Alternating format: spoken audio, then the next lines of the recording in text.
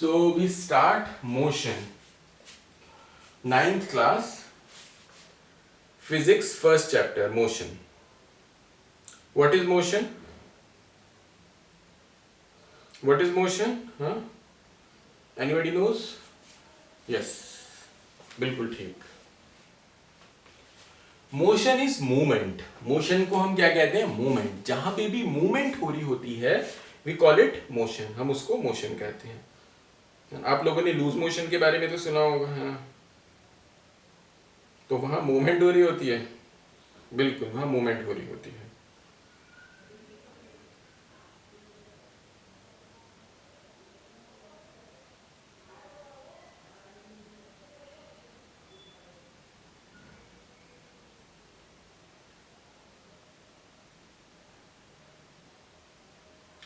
जो basically motion होता है वो एक पॉइंट के, रेफरेंस पॉइंट के रेस्पेक्ट में होता है. ठीक है, एग्जांपल बताते हैं मोशन होता क्या है और कैसे पॉइंट के रेस्पेक्ट में होता है. देखो, मान लो एक कार जा रही है ना?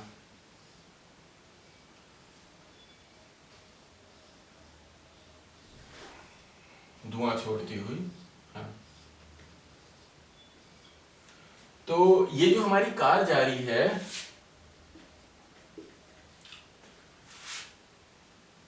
हमको कैसे पता चलेगा कि ये मोशन में है? पास में आपका घर है. घर तो मूव नहीं कर रहा, नहीं, घर में मूवमेंट नहीं हो रही है. तो घर हमारा रेफरेंस पॉइंट है. घर हमारा रेफरेंस पॉइंट है. तो यहां से ये घर से इतने यहां तक गई कार. तो घर ए पॉइंट पे है, कार बी पॉइंट पे है. कितने में गई? 5 सेकंड में गई. कितने में गई? 5 सेकंड में कार गई. तो ये रेफरेंस पॉइंट है घर हमारा. जो स्टेशनरी ऑब्जेक्ट होता है, स्टेशनरी मतलब रुका हुआ होता है, कांस्टेंट होता है, उसको हम रेफरेंस पॉइंट मानते हैं. और जो दूसरा ऑब्जेक्ट मोशन में होता है, यानी कि मूवमेंट में होता है ना, तो हम मानते हैं कि वो मोशन में है, क्योंकि वो मूवमेंट में है, वो चल रहा है. ठीक है, तो ये हमारा है रेफरेंस पॉइंट.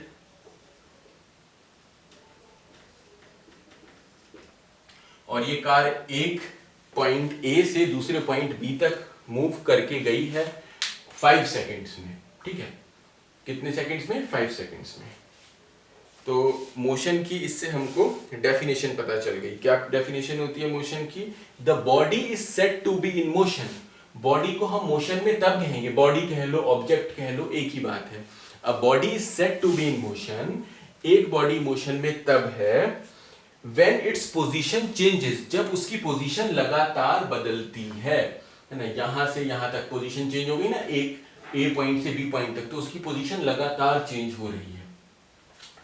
और with the respect of a reference point, एक रेफरेंस पॉइंट के रेस्पेक्ट में उसकी पोजीशन चेंज हो रही है, तो उसको हम कहेंगे कि वो बॉडी मोशन में है. क्लियर मोशन की डेफिनेशन? ओके.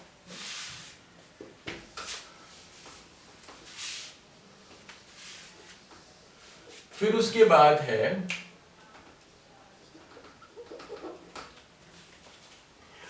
बाद है टाइप्स ऑफ मोशन.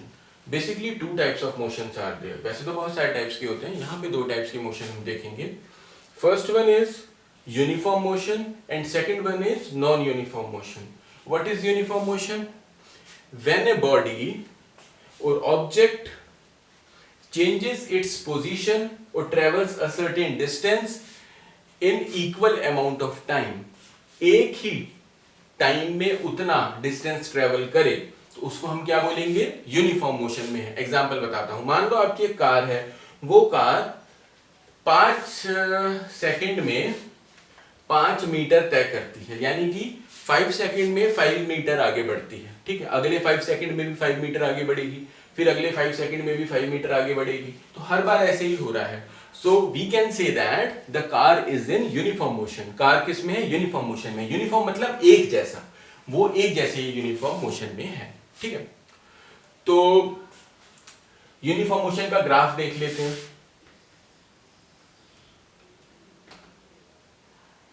ये तो हमारा डिस्टेंस हो गया, और ये हमारा टाइम हो गया. ठीक है, तो हमने आपको बताया any object travels equal amount of distance in equal amount of time. equal distance travel करता है equal amount of time में, कोई भी ऑब्जेक्ट हो तो equal distance travel करता है equal amount of time में, जितना distance travel करेगा उतनी ही amount of time में. ये नहीं कि जैसे मैंने ऐसे बोला था आपको कि 5 मीटर करता है 5 सेकंड में, नहीं नहीं, ऐसे भी हो सकता है कि 5 मीटर करता है 1 सेकंड में, फिर 5 मीटर करता है, फिर दोबारा 1 सेकंड में, फिर 5 मीटर करता है, फिर 1 सेकंड में. समझ आ गया?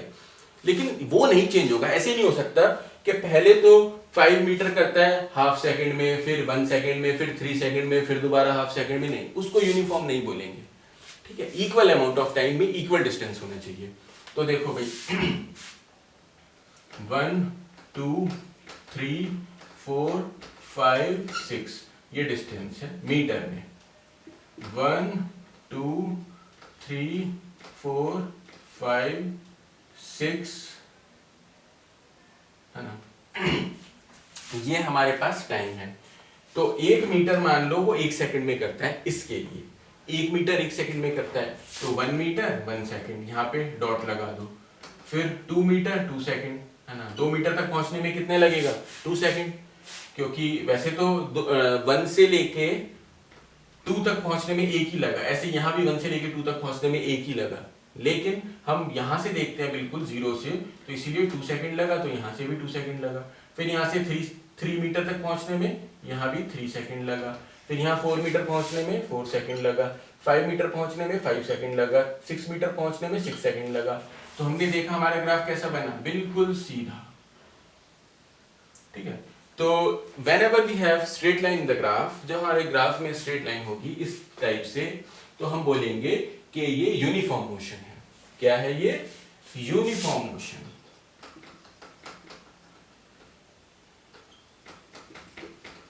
क्लियर?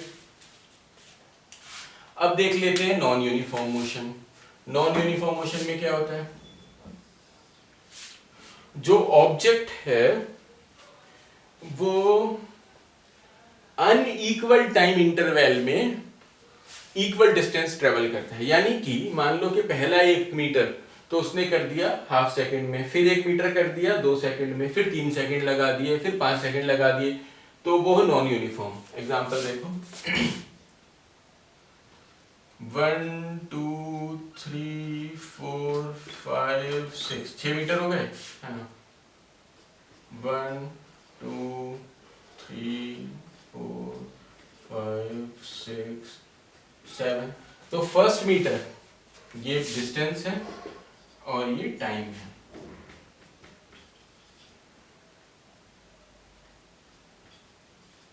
तो फर्स्ट मीटर का जो डिस्टेंस है वो उसने 1 सेकंड में ही ट्रेवल किया. ठीक है, चलो भाई अभी तक तो यूनिफॉर्म ही चल रहा था. दूसरे में सेकंड उसने ट्रेवल किया 2 सेकंड में, तो यहां पे आ गए.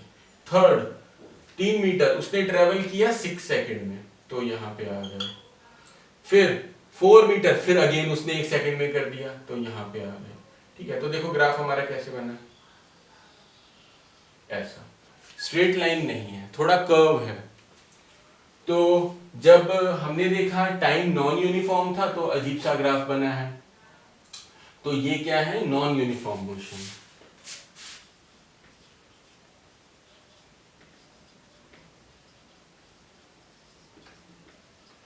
Okay, pause the video, note it down. अपने अपने ग्राफ खुद बनाने हैं.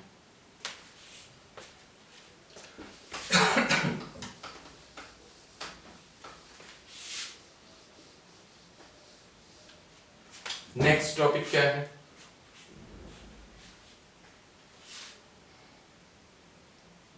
Distance and displacement. What is distance and what is displacement? Let's see. सबसे पहले डिस्टेंस देखते हैं. Let's say you are on a point A. आप एक ए पॉइंट पे हो, ठीक है, and you have to travel to B. आपको कहां तक ट्रेवल करना है? बी तक ट्रेवल करना है. But there is certain path. एक पाथ है जो सी से होकर जाता है बी पर. जो सी से होकर जाता है बी पर. दोबारा सुन लो. You are on point A, you have to travel to B. There is a certain path which travels from A to B with intermediate state of C between them। यानी कि आपको A से B पे जाना है और आपके पास एक डेडिकेटेड पाथ है A से लेके B तक जाने के लिए जो C से होकर जाता है। यानी आप पहले यहां से इधर C पे जाओगे, फिर C से B पे जाओगे। आमतौर पे जो गलियां होती हैं उनमें यही होता है। मान लो कि आपको यहां से किसी दूसरी जगह जाना है, हाँ मान लो आपको यहां से शाहदरा जाना है, तो शाहदरा जाने के लिए बीच में आपको कई सारे रास्ते क्रॉस करने पड़ेंगे। शास्त्री पार्क क्रॉस करना पड़ेगा, आईएसबीटी क्रॉस करना पड़ेगा, तो रास्ते में बहुत सारी चीजें आएंगी। तो ऐसे ही आपको ए से बी तक जाना है, तो रास्ते में आपके पास सी भी आ गया। क्लियर? तो ये एक पाथ है, ये एक रास्ता है। तो मान लो कि ए से लेके सी तक की जो दूरी है वो 2 किलोमीटर है और सी से लेके बी तक की दूरी 1 किलोमीटर है। ठीक है, तो टोटल कितना डिस्टेंस ट्रेवल किया आपने? Distance from A to B, A से लेके बी तक का डिस्टेंस आपने कितना ट्रेवल किया? पहले तो ए से सी पे गए, फिर सी से बी पे गए, तो ए सी प्लस सी बी। ए सी कितना है? 2 प्लस सी बी कितना है? 1, तो आपने 3 किलोमीटर ट्रेवल किया। ये डिस्टेंस हो गया। ठीक है, अब आते हैं, अचानक से रोमियो भाई साहब हेलीकॉप्टर में आए और उन्होंने कहा मैं गलियों से जाने वाला बंदा ही नहीं हूं, मुझे यहां ए से बी पे डायरेक्ट जाना है क्योंकि काम बहुत ज्यादा है ना, तो इसीलिए ए से बी तक डायरेक्ट जाएंगे।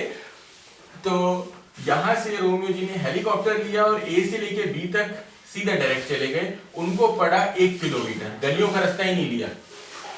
तो हेलीकॉप्टर में जाने के लिए विच रूट दे प्रेफर, कौन सा रूट उन्होंने प्रेफर किया? तो यहां ए से बी तक जाने के लिए उन्होंने कौन सा रूट प्रेफर किया? हेलीकॉप्टर का रूट प्रेफर किया। जो हेलीकॉप्टर है वो क्या बता रहा है यहां पे? देखो भाई, यहां से लेके यहां तक एक वैल्यू है हमारे पास 1 किलोमीटर, तो वो शॉर्टेस्ट डिस्टेंस बता रहा है। क्या बता रहा है? शॉर्टेस्ट, सबसे छोटा डिस्टेंस, आसमान सबसे छोटा। और उस डिस्टेंस के अंदर डायरेक्शन है कि ईस्ट को पकड़ के चले चलो यहां से, या एक स्पेसिफिक ऐसे डायरेक्शन भी नहीं है, ईस्ट वेस्ट नॉर्थ साउथ ऐसे भी नहीं है। एक एरो दिखा रखा है कि इसी एरो में चलो, वो भी तो डायरेक्शन ही है अल्टीमेटली। तो एक एरो दिखा रखा है कि इसी एरो पे चलते चलो, मुड़ना नहीं है कहीं पे भी, ये बिल्कुल सीधा और शॉर्टेस्ट डिस्टेंस है। तो उसको हम बोलेंगे डिस्प्लेसमेंट। क्या बोलेंगे? डिस्प्लेसमेंट। तो यहां ए से लेके बी तक की डिस्प्लेसमेंट कितनी है? Displacement from A to B कितनी है? 1 किलोमीटर। तो हमने क्या ऑब्जर्व किया यहां पे? कुछ ऑब्जर्व किया हमने? हाँ जी, हमने ऑब्जर्व किया। क्या ऑब्जर्व किया? कि जो डिस्टेंस है उसमें वैल्यूज है हमारे पास, 2 है 1 है, इनको प्लस करके डिस्टेंस निकल गया। जो डिस्प्लेसमेंट है उसमें वैल्यू तो है 1 किलोमीटर, लेकिन उस वैल्यू के साथ साथ डायरेक्शन भी है कि इस एक एरो को पकड़ के आगे चलते चलो, है ना। तो दैट मींस जो डिस्प्लेसमेंट है it has value, we called value magnitude. So we have magnitude as well as distance, as well as direction. तो डिस्प्लेसमेंट में हमारे पास मैग्नीट्यूड होता है यानी कि वैल्यू होती है, और साथ ही साथ एक डायरेक्शन गिवन होती है, तो उसको हम डिस्प्लेसमेंट कहते हैं। और डिस्टेंस किसको कहते हैं? जिसमें खाली हमारे पास वैल्यू यानी कि मैग्नीट्यूड गिवन होता है, डायरेक्शन नहीं होती है। समझ आ गया दोनों में डिफरेंस, डिस्प्लेसमेंट और डिस्टेंस में। अब जो डिस्प्लेसमेंट होते हैं, अब जो डिस्टेंस होता है, डिस्टेंस को हम कहते हैं स्केलर क्वांटिटी। क्या कहते हैं डिस्टेंस को? स्केलर क्वांटिटी, स्केल नाप सकते हैं, है ना। और डिस्प्लेसमेंट को हम कहते हैं वेक्टर क्वांटिटी। वेक्टर का मतलब ही डायरेक्शन होता है। वेक्टर का क्या मतलब होता है? Direction, arrow. वेक्टर का मतलब होता है एरो, डायरेक्शन। तो इसीलिए डिस्प्लेसमेंट कहलाता है वेक्टर क्वांटिटी और डिस्टेंस कहलाता है scalar quantity. Clear?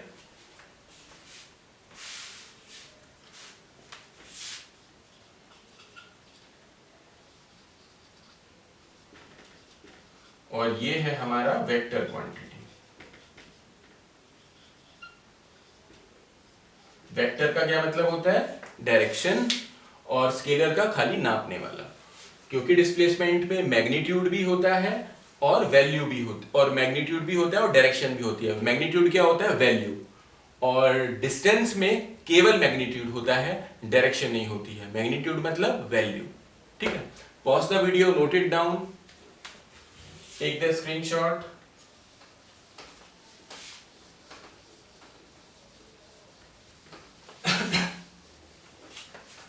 Next topic. First, let me check the time. 14 minutes left. Okay.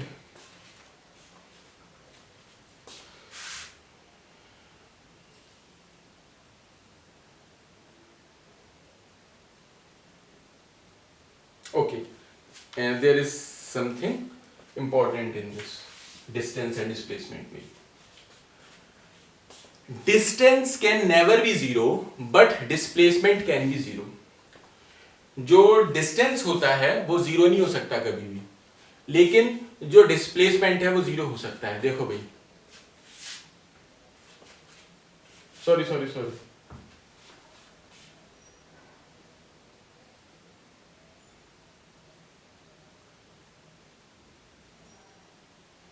सही है। अगर आपने एक पॉइंट ए से चलना शुरू किया एक डायरेक्शन में बी तक, ठीक है, डायरेक्शन एक दे रखी है, ये क्या है? डिस्प्लेसमेंट है। मान लो 3 किलोमीटर आपने ट्रेवल किया, ये डिस्प्लेसमेंट है। अब आप दोबारा से पॉइंट ए पे आ गए यहीं से, क्योंकि डिस्प्लेसमेंट है वो, तो रिटर्न भी आपने यहीं से किया और आप फिर से पॉइंट ए पे आ गए, तो आपकी डिस्प्लेसमेंट जीरो है। क्या है? जीरो। समझ आ गया? अगर हमने जिस पॉइंट से ट्रेवल किया होता है वापस उसी पॉइंट पे आ जाते हैं, डिस्टेंस से नहीं आना, घूम फिर के नहीं आना, शॉर्टेस्ट पाथ से ही आना है। जिस पाथ से गए थे उसी पाथ से आना है, डिस्प्लेसमेंट के थ्रू ही आना है, डिस्टेंस के थ्रू नहीं आना। तो हम बोलेंगे हमारा डिस्प्लेसमेंट जीरो है। समझ आ गया? जहां से शुरू किया था वापस वहीं पे आ गए, शॉर्टेस्ट पाथ से आए हैं, है ना, और डायरेक्शन के थ्रू आए हैं, तो हम बोलेंगे कि हमारा डिस्प्लेसमेंट जीरो है।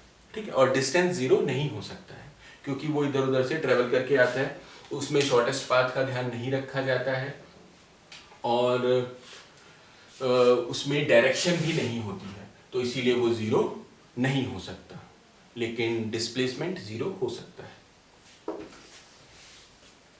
ओके, नेक्स्ट टॉपिक देखते हैं।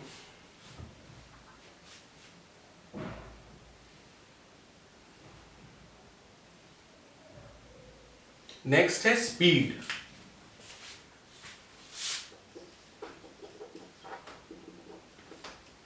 What is speed? Basically speed give us idea. Speed हमको आइडिया देती है। What idea speed give us? If any object is fast और स्लो, कोई ऑब्जेक्ट फास्ट है या स्लो है, स्पीड हमको ये आइडिया देती है। ठीक है, लेकिन what's the definition of speed? Speed की डेफिनेशन क्या होती है? स्पीड का फॉर्मूला आप लोगों को पता है ना? क्या होता है फॉर्मूला स्पीड का? Speed equals to distance upon time. यही होता है स्पीड का फॉर्मूला, है ना, डिस्टेंस अपॉन टाइम। तो इसकी डेफिनेशन भी यही होगी। Speed can be defined as the distance travelled by any object per unit time. Speed हम ऐसे डिफाइन कर सकते हैं कि एक ऑब्जेक्ट ने कितना डिस्टेंस ट्रेवल किया पर यूनिट टाइम में। ठीक है, पर यूनिट टाइम मतलब कि टाइम से डिवाइड कर दिया है। ठीक है,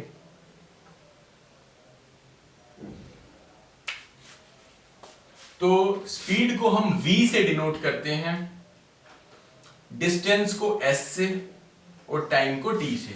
ये मत समझना कि मैंने उल्टा लिख दिया, डिस्टेंस को s लिख दिया, स्पीड s होना चाहिए था क्योंकि वो s से शुरू है। नहीं, डिस्टेंस ही s है और स्पीड v है और टाइम को t से डिनोट किया है। ठीक है, दूसरी चीज,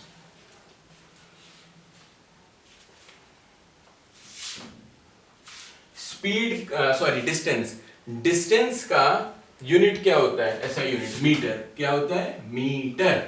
और टाइम की सेकंड, तो सेकंड। तो स्पीड की यूनिट क्या